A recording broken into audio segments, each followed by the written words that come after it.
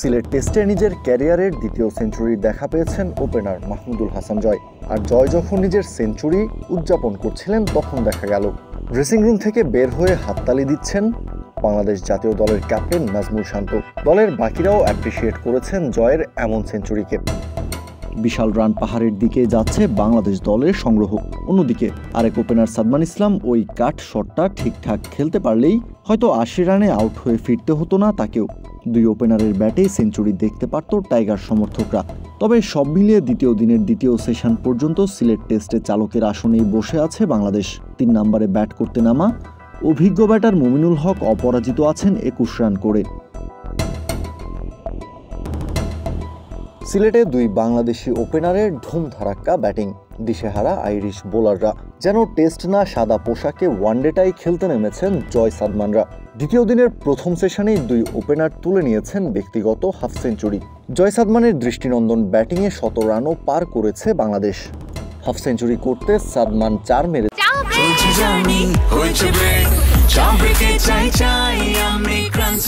যে কোনো চা ব্রেকে বিস ক্লাব ড্রাই কেক, চায়ের সাথে আয়েশ। ৬০টি। তার ব্যাট থেকে এসেছে একটা ছক্কার মার। একই পথে হেঁটেছেন মাহমুদুল হাসান জয়ও। হাফ সেঞ্চুরি করতে জয় ৪ হাঁকিয়েছেন ৮টি। তার ব্যাট থেকে ছক্কার মার এসেছে সাদমানের মতোই একটি।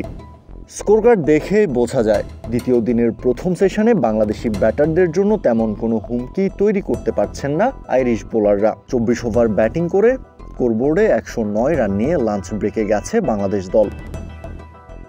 এর আগে সিলেটের ব্যাটিং ফ্রেন্ডলি উইকেটে ৩০০ রানও পার করতে পারেনি দলীয় ২৭০ রানে প্রথম দিনের খেলা শেষ করা আয়ারল্যান্ড।